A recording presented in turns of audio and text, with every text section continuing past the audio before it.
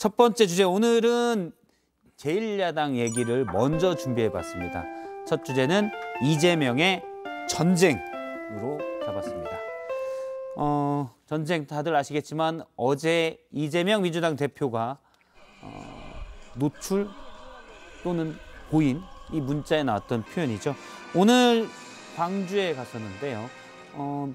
광주 5.18 민주묘지를 저렇게 참배하고 갔을 때 최고위원회가 열리기 전에 기자들이 많이 물었었습니다. 검찰의 소환이 통보되는데 어떻게 생각하시느냐 물었는데 질문을 답하지 않았었고요. 다음에 현장 최고위원회를 연 뒤에 이 소환 통보에 대해서 처음으로 입을 열었습니다. 이재명 의원의 얘기를 들어보겠습니다. 아주 오랜 시간을 이제 경찰, 검찰을 총동원해가지고 이재명을 잡아보겠다고 하셨는데 결국 말꼬투리 하나 잡은 것 같습니다.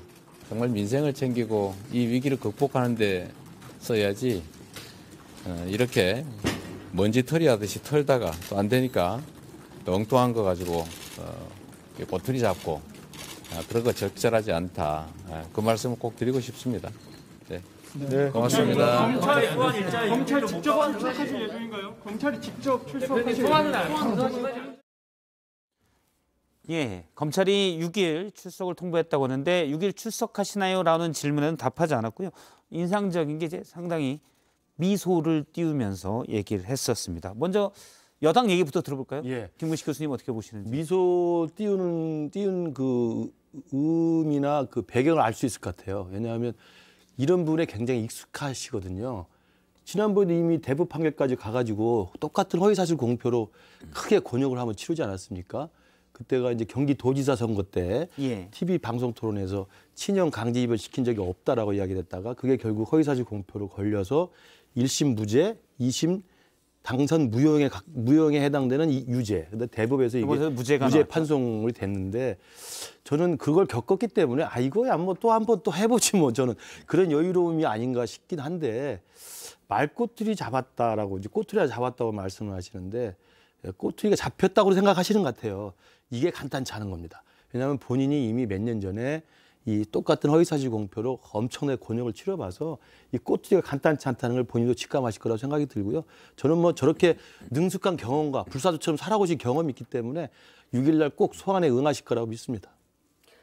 추석 밥상에 지금 이제 국민의힘의 상설 비대위 상황, 그리고 상설 직무대행 상황, 이런 거 가처분 신청, 이런 것만을 올릴 수는 없겠죠. 그래서 뭔가 이제 방법을 생각을 해낸 것이 바로 이제 제1야당, 엊그제 선출된 제1야당 대표에 대한 망신주기 수사가 아닌가 이런 생각이 우선 들었고요. 그러니까 이제 저는 수사는 공평해야 된다고 생각을 하는데 지금 이재명 대표에 대해서 이 칼날을 들이대고 있는 이 상황을 김건희 여사나 소위 본부장 리스크라고 했던 대선 때 거기에 똑같이 검찰이나 경찰이 하고 있다면 전 인정합니다. 그런데 지금 그런 상황이 아니잖아요. 그렇기 때문에 작년 국감 때 경기도 국감 때 나왔던 그거를 그야말로 이재명 대표 얘기대로 말꼬투리 잡아서 소환하겠다. 추석 연휴 내내 지금 만약에 경찰이 출석을 한다고 하면 그 장면을 틀어대겠다는 것인데 과연 그렇게 하는 것이 국민들이 수긍할 수 있는 공평한 수사라고 할 수 있을 것인지 저는 의문입니다. 제가 몇 가지만 말씀에 반박을 하면 일단 그 추석을 앞두고 일부러 추석밥상에 올리기 위해서 했다. 그건 아니에요. 이게 선거 관련한 거기 때문에 공소시효 6개월밖에 안 돼서 9월 8일이나 9일 정도에 공소시효가 만료가 돼요. 그러니까 빨리 해야 되는데 그동안 소환을 못했기 때문에 빨리 한다고 한 게 6일입니다. 그래서 이거 서두를 수밖에 없었다. 이게 하나가 있고 그다음에 말꼬투리 잡았다. 그게 아니에요. 예를 들어 백현동 관련한 국감장에서 작년에 했던 얘기를 들어보면은 본인이 협박을 느꼈다. 협박을 하는 것처럼 느꼈다. 안 해주면, 종상향을 안 해주면 백현동 관련해서. 그랬기 때문에 난 할 수밖에 없었다는 식으로 얘기를 했잖아요. 근데 실제로 봤더니 그게 아니라 협조 요청이었다. 그러니까 아무런 어떤 강제적인 요소가 없었다. 이 얘기를 이제 직원들이 했기 때문에 거기에 대해서는 충분히 허위사실 유포라고 얘기를 할 수가 있죠. 선거법상의 허위사실 유포는 굉장히 큰 겁니다. 아시겠지만. 근데 뭐 어떻게 빠져나갈지 모르겠는데 지켜보시죠. 뭐 거짓말한 거 당연히 뭐 뭐 우리가 끝까지 찾아가야죠. 협박이라고 느낄 수도 있고 그건 뭐 객관적으로 이런 걸 할 수 있고 매우 주관적인 상황이 될 수도 있겠습니다만 이제 앞에 뭐 실제로 직무유기 일고 뭐 어떻고 이제 그 부분에 대한 건 사실관계 파악이 돼야 되겠죠. 그래서 그게 이제 만약에 거짓으로 판명이 난다면 이거는 이제 허위사실 유포가 될 수도 있겠습니다만 이재명 대표가 뭐 그 정도는 알고 판단하고 지금 이렇게 대응하는 거 아니겠어요? 그래서 그거는 봐야 될 문제다. 그러나 본인이 느꼈을 때 정치적 판단으로 이건 협박에 가까운 것일 수도 있다 이렇게 생각하면 그렇게 느끼는 거죠. 그렇게 얘기할 수 있다고 생각합니다. 저는 국감장에서 뭐 그 피감기관장이나 의원들이 더한 얘기도 많이 하잖아요. 그런데 그걸 지금 1년 지나가지고 국감장에서 했던 얘기 가지고 이걸 가지고 선거법 위반이다 이렇게 해서 물론 저도 압니다. 9월 9일 자정까지는 어떻게든 이 선거법 관련해가지고는 마무리를 지어야 된다는 거 다 알고 있는 주지의 사실이죠.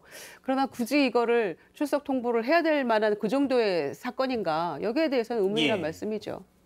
일단 협박과 압박에 대한 이야기를 이게 그러니까 이재명이라는 사람을 떼놓고 정치인들 입장에서 바라봤으면 좋겠어요. 그러니까 이제 그럼 앞으로 검찰에게 이걸 다 맡길 거냐? 검찰이 보기에 불쾌하고 검찰이 보기에 저건 압박인 것 같은데 이거 라면 너무 매운데요라고 말을 했는데 실제로 먹어보니까 그렇게 맵지 않아요. 그러면 허위 과장 광고로 신고하겠다는 거는 똑같은 이야기인 거예요. 그러니까 그 주관적인 주장이나 표현을 문제를 삼아서 기소를 할 수 있는 것이 자연스러워지면 결국 사법도 아니죠. 검찰이 마음에 안 드는 사람은 여야를 가릴 거 없이 그러니까 왜냐하면 앞으로도 계속 정치는 계속 될 것이거든요. 정치적인 영역에서 벌어진 일을 이렇게까지 수사를 해야 되는지에 대해서 이건 여야를 떠나서 좀 한번 생각해 봐 주셨으면 좋겠고요. 경찰이 출석 요구를 해서 수사할 수도 있었는데 경찰 때 하지 않았습니다. 뭐 당대표 선거 이런 얘기들 하겠지만 이 사건이 말씀하신 대로 작년 국정감사 때 벌어진 일이면 그 이후로 시간이 많이 있었거든요. 그런 시간들을 하지 않고 지금까지 있다가 딱 추석 목전 앞에 와서 했다는 대목 그리고 지금 내용은 이재명 후보가 직접적으로 진술한 내용, 그러니까 본인이 얘기한 게 국정감사 테이프에 다 담겨 있거든요.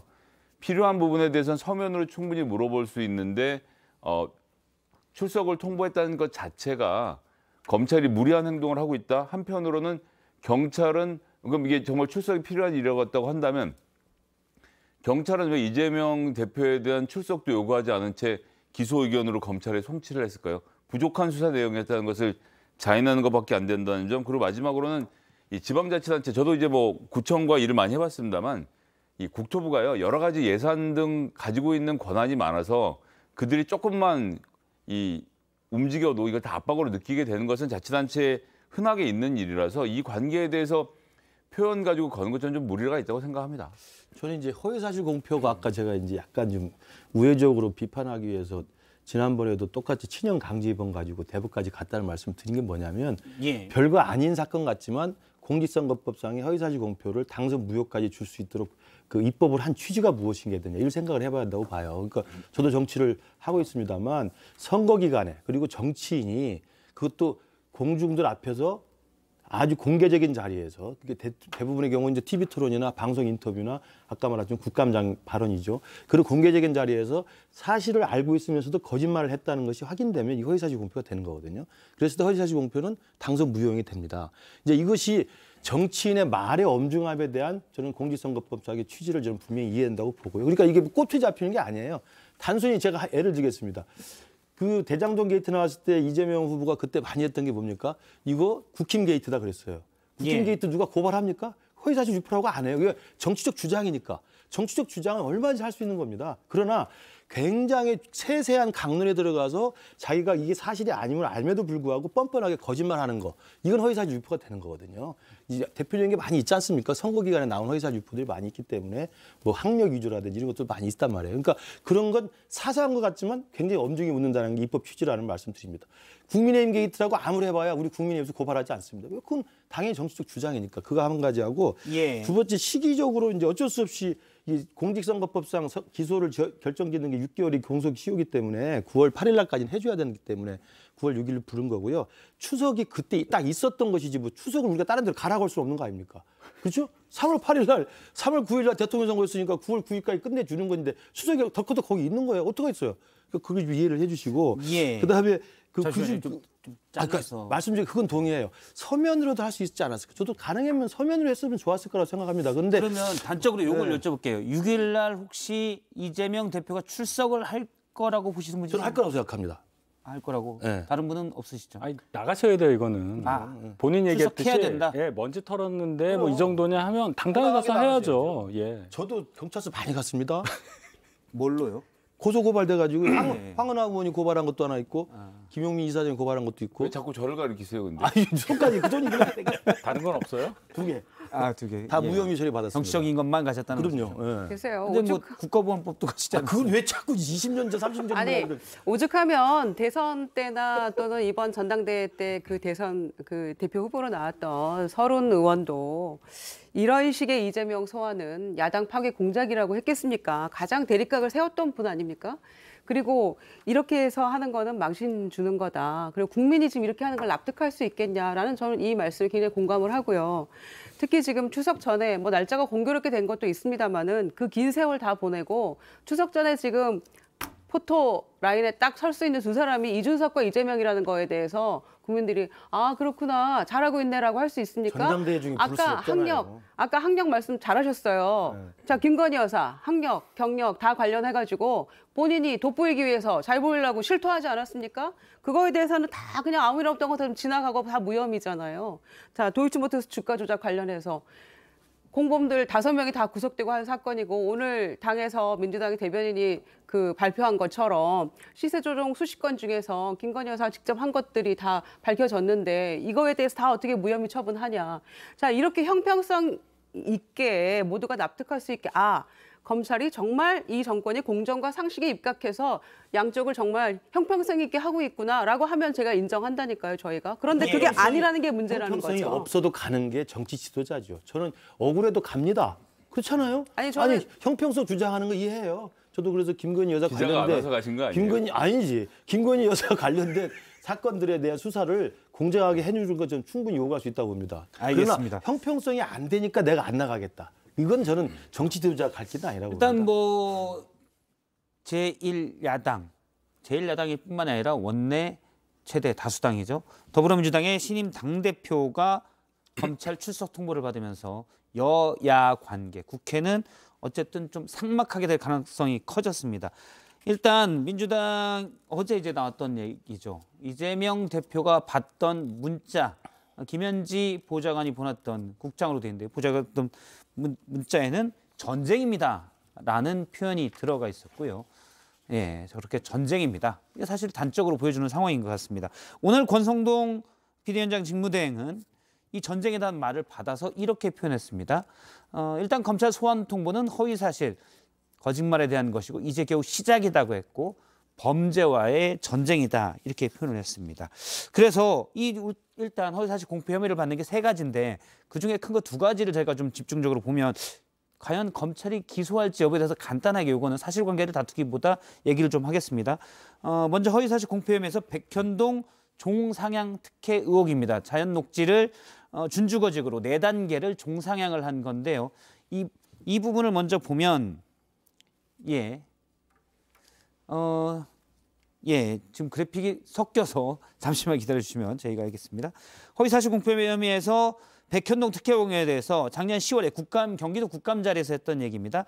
만약에 안 해주면 직무유기 문제 삼겠다 협박을 했기 때문에 종상향을 할 수밖에 없었다는 게 이재명 대표의 계속된 주장이었었는데요. 여기에 대해서 성남시의 담당과가 국토부에 확인해 본 결과 이거는 그냥 협조 요청이었다. 국토부가 보냈던 공문은 관련 법상 있었던 게 아니고 협조 요청이었다라고 국토부가 회신해서 이걸 보고했다라고 경찰 쪽에서 얘기가 나온 바가 있습니다. 그리고 또 하나는 김문기 전 성남도시개발공사 처장을 알고 있었냐 부분에 대해서 이 부분은 2021년 12월 언론과의 인터뷰에서였습니다. 시장 재직 때는 하위 직원이라 몰랐다라고 얘기했는데 저희가 이제 몇 번 보도가 됐었는데 김문기 처장과 2015년에 호주와 뉴질랜드를 출장을 갔었고 당시에 여러 사진에 같이 나왔던 장면들이 있어서 저 정도로 같이 사진도 가깝게 찍었는데 아주 다수가 간 것이 아니어서 몰랐냐라는 의문이 제기된 바가 있었습니다. 어떻게 보시는지요? 기소가 가능할지 일단 뭐 불출석을 전제로 한다면 어떻게 보십니까? 전 말씀 조금 전에 드린 대로 지금 직무분기 문제로 삼겠다는 협박을 했다라는 말을 이재명 후보도 그 당시에 했지만 예. 이와 관련돼서 당시에 이 성남시를 취재했던 기자도 동일한 이야기를 들었다는 증언이 또 있다라고 저는 들었습니다. 경찰 아마 진술을 했겠죠. 그런 내용들을 종합적으로 고려해야 되는 것이기 때문에 이걸 좀 압박을 협박으로 느꼈다라고 말했다라는 것이 기소 대상이 된다라고 하면 글쎄요, 진짜 앞으로 이제 선거할 때 굉장히 어려워질 것이다라는 생각이 들어요. 구체적으로 예를 들어서 윤석열 그 검사 시절에 전과가 있었다 이런 종류의 상대방에 대한 비방을 했으면 모르겠는데 선거에 진 후보가 그것도 본인이 느꼈던 것에 대해서 이야기를 한 대목을 가지고 협박과 압박 사이에서 압박은 불기소고 협박은 기소다라고 하면 국민들이 납득하는 건 둘째치고 제가 계속 말씀드리지만 이제 정치가 그냥 이런 사법 시스템의 종속이 되게 되는 겁니다. 어느 정도 서로의 자율성을 보장하고 입을 열어주자는 선거법의 취지에 과연 이게 맞는 것인지 우리가 한번 좀 토론해 볼 필요가 있다고 생각합니다. 아니에요. 저는 그렇게 생각이 안 돼요. 그렇게 단순하게 그쪽까지 갈 얘기가 아니라 이거 잘 보시면 백현동 관련해서 종상향한 게 그럼 이유가 뭐냐라는 묻는 질문엔 나는 압박을 느껴서 그럴 수밖에 없었다고 얘기한 거예요. 책임을 국토부로 지우는 겁니다. 완전히 바뀌어요. 근데 직원은 뭐라고 그랬어요? 이거는 단순한 협조 요청이다. 그럼 책임은 이재명 당시 시장한테 있는 거예요. 이 갈림길에서 국토부 압박이야라고 얘기를 한 거예요. 국토부와 지방자치단체가 업무를 하는 과정에서 협조 요청 공문을 보고 그걸 압박으로 느꼈다면 협박이요? 압박이 협박으로. 그렇지. 다른 자치단체장들은 그럼 뭐가 되느냐는 거예요. 왜 이분만 압박이든 협박이든 이런 식으로 감정을 이렇게 억누르는 상황으로 인식을 했느냐. 그게 이상한 거잖아요. 아니, 이런 프로젝트는 많이 있고 프로젝트 중에서 추진이 되는 것도 있고 안 되는 것도 있고 한 관계인 건데 된 것의 경우에 이걸 잘해줘야 다른 것에서 이득을 볼 수 있다라고 지방자치단체가 하는 판단 하나하나에 대해서 물어보고 거기에 대해서 협박 압박을 따져서 기소를 할 수 있는 상황 자체가 문제가 있다고 저는 생각하는 그 얘기가 거예요. 아니라 본인의 책임을 회피하기 위해서 그런 얘기를 했다는 거예요. 그리고 굉장히 종상향을 4단계나 했잖아요. 4단계나 했다. 왜 성남에서만 자꾸 이런 일이 일어날까요? 거기에 대한 의문을 갖는 국민이 많다는 걸 알고. 이 성남의 수도권의 노른자 땅이라서 그렇고요. 책임 문제를 말씀하시는데 감사원에서 감사를 했죠. 이 문제를. 감사를 해서 여기에서 문제가 있었던 사람들 처벌받은 것으로 제가 알고 있는데 제가 감사 보고서를 본 건 아닙니다만. 그런데 그 당시 이재명 시장이 처벌이 됐나요? 그러니까 이재명 시장의 책임이 없다는 것은 이미 감사원 감사에서 드러나 있는 사실인데 물론 그걸로 지금 현재 윤석열 정부의 검찰은 부족하다고 생각하니까 전부 다 재수사를 해서 끝까지 찾아내겠다고 하겠지만 그 당시에 감사도 그렇게 녹록치 않게 진행된 감사인데 그 당시에 이재명 시장은 이와 관련된 책임을 지고 징계를 받지 않았다는 점도 같이 고려가 돼야 합니다. 그러니까 그 국토부 공문을 이제 압박을 느끼고 협박으로 느꼈다는 점을 처벌할 수 없다라는 말도 일리는 있어요. 왜냐하면 그 정치인의 감정을 표현한 것을 뭐 이게 거짓말이라고 하는 건 뭐 너무 과하게 해석되면 정치가 사법의 굴레에 빠지게 되기 때문에 일리는 있는데 지금 우리 윤 대변인 말은 뭐냐면요. 이게 단순한 거짓말 여부가 아니라 백현동 게이트라고 불리는 이 백현동 특혜 사업에 이재명 당시 시장이 알고 특혜를 주었다는 사실에 대한 고의적인 어떤 책임이 있느냐 여부를 놓고 따진 중요한 관건이니까 이게 지금 거짓말 여부를 놓고 여부를 따진 것을 감사원이 해서 결론을 내렸잖아요. 그러니까 그런데다가 그 감사원 문제와 결과를 못 관련해서 믿으시는 건가요, 그럼? 이걸 읽어보면 만약에 안 해주면 직무유기를 문제 삼겠다고 나한테 협박했습니다 이거잖아요. 국정감사에서 발언이라는 게. 그러면 이 발 자체는 정말 국토부가 자기한테 직무유기로 처벌하겠다고 협박을 했다고 하는 건데 그건 아니라는 것이 되면 문제를 삼겠다고 거짓말이 되는 성남시를 거죠. 협박한 그래서 거죠. 거기까지 설명을 드리고 저는 이것보다 더 큰 저는 기소 가능성이 높은 건 뭐냐면 김문기 처장과의 저 발언입니다. 아시다시피 극단의 선택을 하신 분이고 이 대장동 사업의 가장 중요한 키를 지신 분이고 보도된 것처럼 당시 수사 과정에서 그 유동규라든지 남욱이라든지 이 사람들과 정반대 의견을 냈던 사람이잖아요. 그러니까 상당히 유동규 쪽에 불리한 증언을 했던 분이고 극단 선택을 하신 분입니다. 그래서 언론에 많이 노출됐던 분인데 모르는 사람이었다고 이야기했단 말입니다. 그럼 이게 또 단순히 그 사람을 안면 인식이 있어서 알고 모르게 문제로 해버리면 뭐 할 말 없습니다만 그게 아니고 대장동 게이트의 키맨이었던 분인데 당시 성남시장으로서 이재명 시장한테 의혹이 제기되니까 난 그 사람 모르는 사람이다 했는데 지금 드러난 건 다 드러났잖아요. 호주, 뉴질랜드를 제가 한 7박 8일, 10일 이렇게 간 걸로 알고 있습니다. 10일 정도로 기억을 합니다. 그러면 무슨 어디 투어에서 여행사에서 모아서 수십 명이 간 것도 아니고 7, 8명 간 거예요. 예. 7, 8명이 10박 11일 해보십시오. 갔다 오면요. 한 달에 한 번씩 개모임 합니다. 친하게 돼 있는 거예요. 아이, 그걸 어떻게 모른다고 합니까? 다 사람 나름이고요. 아, 어떻게 사람 나름이면 그게 시장 아니, 시절에 상식 가지고 이야기해요. 어떻게 사람 아니 나름입니까? 사람 나름이라 조사. 그건 김유정 의원님 그건 아니죠. 시장 시절에는 정확히는 몰랐지만 하위 직원이라 도지사 시절에는 알았다고 인정하지 않았습니까? 보고받고 했다고. 그러니까 아, 그거는 시장 시절에 여행을 같이 갔는데 그거는 어떻게 이재명 몰라요. 지금 대표의 우리가 마음속에 머릿속에 들어가 보지 않았기 때문에 누구도 이건 단정적으로 얘기할 수는 없다고 생각하고요. 자, 이 정권이 상황이 불리해지고 지지율이 그 20% 박스권에 갇히고 나면 자신들이 가장 잘하는 것을 하고 싶어 한다고 저는 생각합니다. 뭘 제일 잘하죠? 수사죠. 수사. 그래서 지금 이재명 대표의 이 그 출석 요구에 대해서 알고 계셨냐라고 보고 받으셨냐라고 기자들이 물었을 때 대통령이 뭐라고 얘기하셨죠? 민생을 꼼꼼히 살피고 뭐 하느라고 민생을 살피느라고 신문을 꼼꼼히 보고 그게 시간이 없었다 이렇게 얘기를 했어요.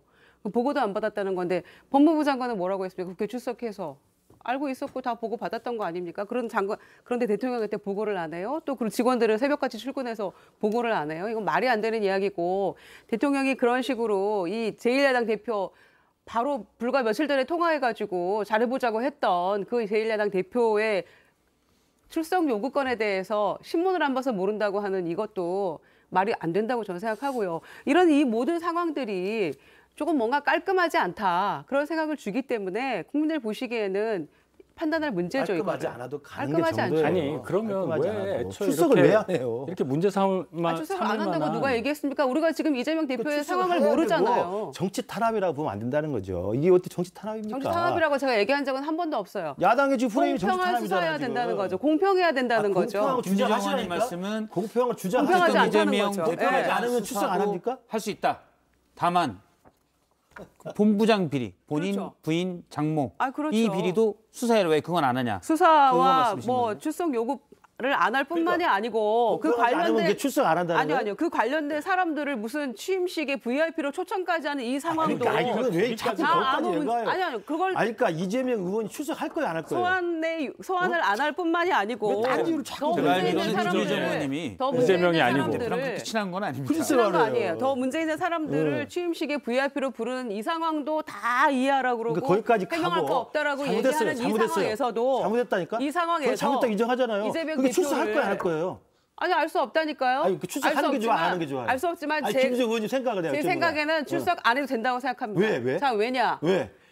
초청을 이상한 사람 아니요, 했으니까? 이미 답은 정해져 있을 거고 수사는 할 만큼 했을 거고 내용도 확보했을 거라고 저는 생각합니다. 그런데 이준석, 이재명 두 사람 추석 밥상에 올리기 위해서 의도하든 의도하지 않았던 날짜가 공교롭게 그렇게 됐을지언정 저는 일부러 포토라인에 서서 연휴 내내 이렇게 시달릴 필요 없다고 추석이 생각합니다. 한 저는. 잠깐만 예. 거기 있었잖아요. 저도 좀 추석이 얘기 좀 있었잖아요. 할게요. 이미 정해져 있을 너무 두 거예요. 분이 알겠습니다. 대각선으로 뭐 하시는 거예요?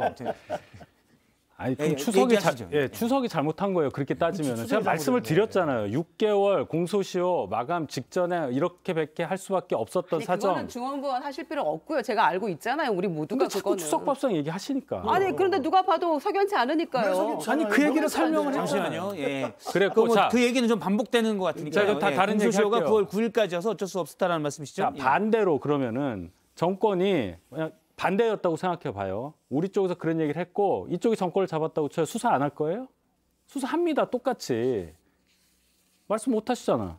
뭘 그러니까 못해요. 이걸 가지고 뭘 무슨 못해요. 질문이 거짓말을 기가 뭐 막혀서 야당 그러는 타는 거죠. 아니 당연히 해야죠. 저는 당연히 한다고 그래요. 생각하는데. 하잖아요. 당연히 해야죠. 근데 뭘 이걸 가지고 그러세요? 예. 잠시만요. 아니요. 필요하면 해야 되는데 필요하지. 이 건이 과연 그 정도로 선거법 위반에 해당될 만큼 그렇게 중요한 핵심적인 요소냐 이거죠. 수사는 하지. 의원으로도 대법까지 가서 불사조처럼 살아오신 분이에요. 출석하셔서 당당하게 하시면 되지. 왜 김유정 의원이 뭘 이상하게 편드시네. 불사조인지 아니요. 아닌지는 아직 아니, 몰라요. 그러니까 한 번에 불사조 살아오셨지. 한번 불사조. 그만큼 정치인의 말의 엄중함을 깨달으시라는 이게 하늘의 뜻입니다. 예. 왜 거짓말을 이렇게 잠시만요. 하세요? 서울중앙지검에서 풀이 하나 있었는데요.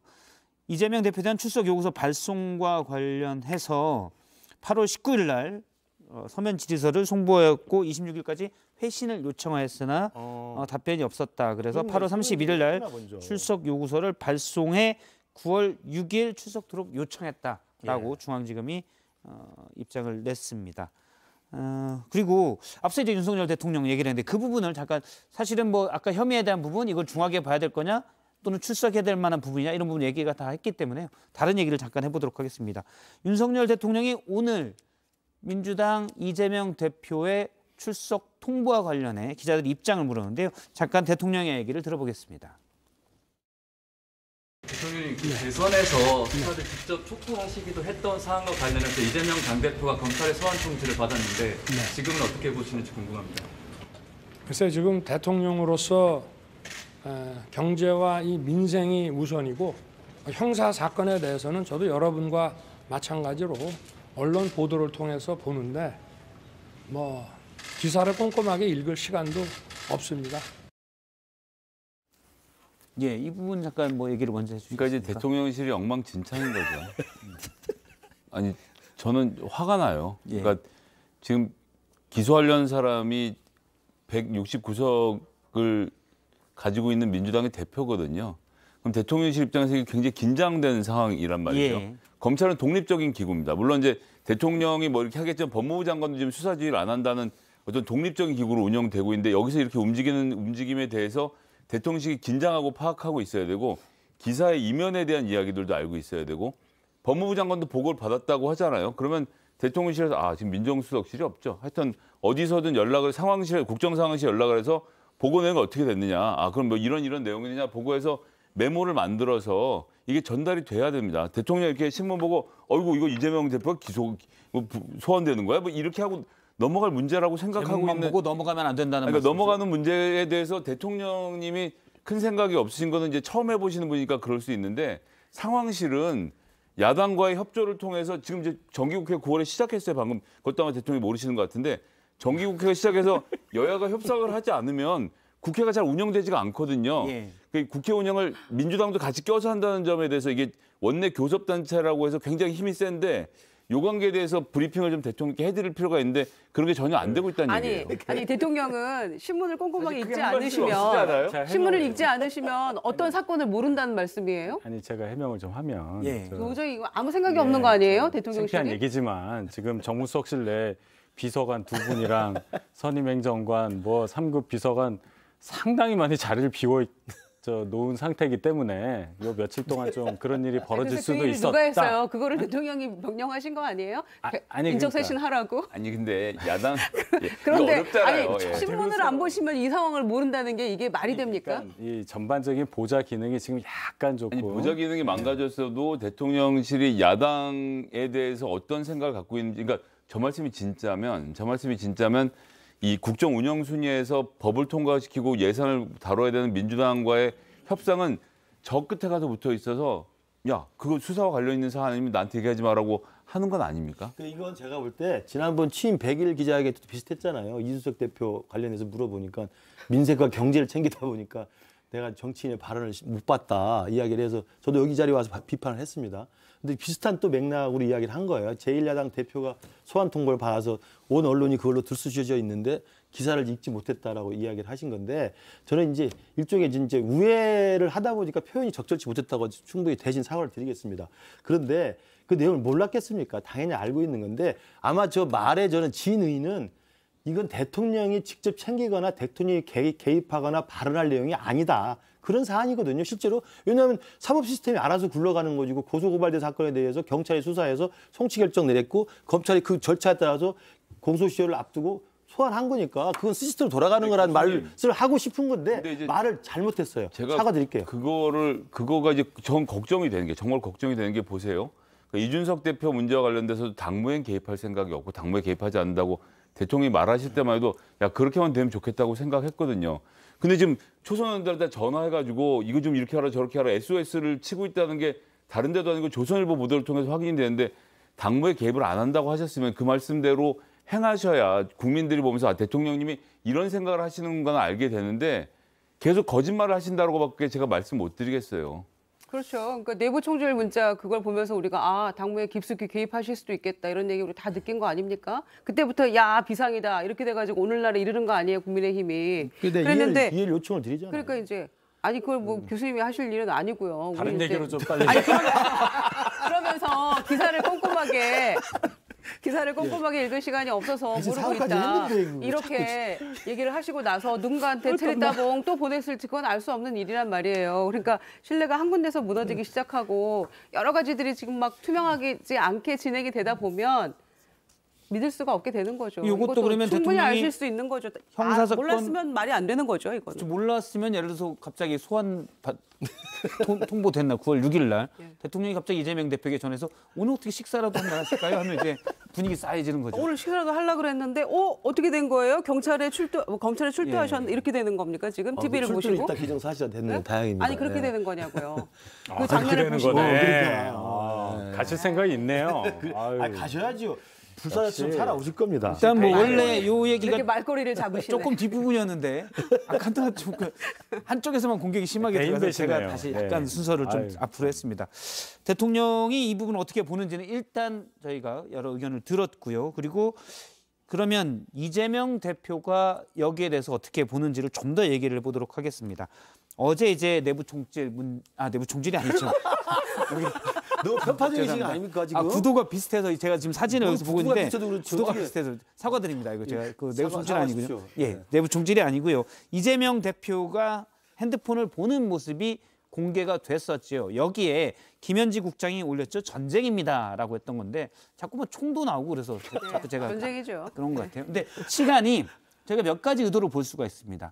저 스마트폰에 찍힌 시간은 3시 5분인데 메시지를 보낸 시간은 11시 10분입니다. 그러니까 3시간 55분 뒤에 이재명 대표가 국회 본회의장에서 다시 꺼내서 보다가 카메라에 노출된 거거든요. 그리고 또 하나를 보면 7월 27일 날 지금 왼쪽이 7월 27일 날 모습이고 오른쪽이 어제 이제 전쟁입니다가 찍혔던 그 날짜입니다. 7월 27일 날은 카메라에 핸드폰 안이 안 보여요. 그래서 보안 필름이 있을 것이다 라는 추정이 가능한데 9월 1일은 각도가 약간 다르긴 하지만 너무 깨끗하게 보이거든요. 그럼 보안 필름이 좀 지저분해서 뗐을 가능성도 있고요. 그리고 저희가 오전에 회의하면서 여러모로 봤는데 핸드폰이 혹시 다른 거 아니야? 라고 생각을 봤는데 아이폰을 오래 썼던 친구의 말에 의하면 비슷한 것 같다. 최신형은 이 귀에 수화기라는 게 좀 더 다른 위치에 있다라고 또 얘기를 하더라고요. 그래서 어쨌든 같은 거라는 가정하에 보안 필름은 뗐을 것이다. 저건 보여주려고 했다. 이건 이제 IT 전문가인 제가 다 설명을 그래요? 드린 아, 거예요. 네, 뭐 근데 어려운 게 생기시니까. 아닙니다. 예, 어려운 게 아닌데 첫 번째 사진을 보면 9월 1일 사진 보면 오른쪽 이재명 대표 오른쪽 엄지 밑에 보면 파란색으로 살짝 보이는 게 있죠. 이자입니다. 그 파란색으로 엄지 손가락 이 밑에 부분에 보면 예. 밑으로 저 내려가서 글을 읽을 수 있도록 돼 있잖아요. 그 밑에 메시지가 더 예, 있는 거죠. 안 읽은 메시지가 있을 때 저렇게 파란색 동그라미 예. 숫자가 뜨거든요. 밑에 안 읽은 메시지를 있을 때. 그러니까 이제 메시지가 와서 해당 그룹 창을 열고 밑에 메시지를 보려고 할 때 찍은 사진인 거예요. 이렇게 아. 손가락 한번 튕겨서 밑으로 내려갔으면 새로운 메시지가 나왔겠죠. 있겠죠. 예. 그러니까 새로운 메시지가 왔기 때문에 열어서 옛날 메시지부터 아래로 내려가는 중간에 사진이 찍힌 상태. 예. 그 파란색 점이 그런 의미가 있는 것이고요. 의도적이라기보다는 뒤에 메시지를 보려다가 아, 그럼요. 중간께 찰나로 찍혔다. 실수죠. 그럴 제가 가능성인 찍은- 거죠. 제가 찍은 사람은 아닌가 하여튼 뒤에 읽지 않는 메시지가 있는 것은 분명한 예, 지금 사실입니다. 화면에 지금 확대해서 나오고 있는데요. 그래서 7월 27일 손 발옆에. 사진하고는요. 이게 편광 필름을 붙이는 거거든요.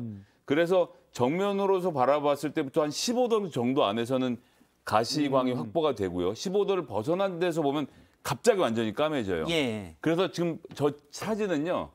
이 바로 뒤통수 뒤에서 들어왔잖아요. 15도 안에 들어오기 때문에 저각도에서는 아무리 보호 필름을 10장을 붙여도 저건 보입니다. 맞습니다. 유일한 공대생의 말인데 설득력이 있네요. 예, 네. 살짝 돌아서면 편광 필름 때문에 아주 완전히 까맣게 보이는 것은 그냥 그 기능이 또 그렇습니다. 하나가 저도 이제 그 이재명 그 보좌진하고 친한 사람한테 직접 들은 이야기인데요. 어제 방송에서 그 자리가 바뀌었어요. 당대표 된 다음에. 그러니까 국회의원 보궐선거 들어왔을 때 7월 27일 국회의원이 이재명 국회의원이 앉은 자리가 있고 9월 1일 저 자리 당대표가 됐잖아요. 당대표 되면 맨 뒤에 앉습니다. 옆에 정청래 앉고 이렇게 지도부가 맨 뒤에 앉잖아요. 그러니까 사진 기자에게 노출되기 쉬운 자리로 일단 옮겼고 말씀하신 네. 것처럼 그러니까 찍기가 쉬우니까 정면에서 바로 뒤에서 찍으니까 이 보안 테이프를 해도 보이는 거죠. 예. 보안을 붙이고 있는 사람 입장에서는 절대 아무도 못 볼 것이라는 생각을 할 수밖에 없는 상황일 것으로 붙잡.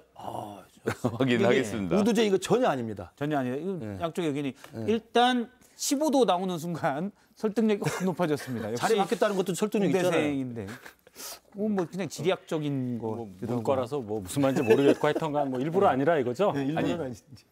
보이는 사진으로는 그렇게 분석이 되고 제가 뭐저 의도는 사실 모르죠. 의원실하고는 확인해 본 게 아니라서 15도. 과학적으로는 그렇습니다. 예. 과학적으로 하니까 또 고개가 숙여집니다. 지하철에서 남이 못 보게 하려고 이거 많이 붙이고 다니세요, 요즘. 지하철. 그걸 안 붙여봐가지고 몰랐는데 예. 그 필름을 좀 비칠 필요도 있겠다 그런 생각이 들고요. 일단 뭐 의도가 과연 있느냐 없느냐에 대한 얘기는 일단 15도 정도로 저희가 기억을 하고 넘어가도록 하겠습니다. 근데 뭐 크게 중요한 문제였으니까 중요한 문제? 이게 뭐 크게 혹시 중요한 의도가 문제는 있으면- 저는 아니었다고 생각합니다. 뭐 그렇죠. 일부러였건 뭐 아니었건 실수였건 간에 여기서 전쟁이다 선포하려면 대변인이 전쟁이다로 말하면 되지 뭘 이렇게 어렵게 해요. 그러니까 여기 전쟁입니다라고 쓰여 있는 게 제일 충격적이었잖아요. 예. 그 얘기를 해야죠. 아니 이게 충격이세요? 아니 전쟁입니다라고 쓰여 있는 그 전쟁의 말. 한가운데 계속 계시는 국민의힘. 아니 보좌진이 전쟁입니다라고 인식할 수 있는 그런 분이 옆에 계시니까 자꾸 이렇게 여야 관계가 변화가 좀 아, 되는 거잖아요. 내부 총질도 그래서 문제가 되는 거예요. 아, 우리 총하고 전쟁하고 관계 없어요. 우리는 그런 얘기 빨리 가요. 저희가 이제 다른 얘기 갈까요? 예. 지금까지 민주당 얘기를 저희가 간만에 좀 어떻든 제1야당 거대 야당의 당대표 소환 통보기 때문에 길게 얘기를 했고요.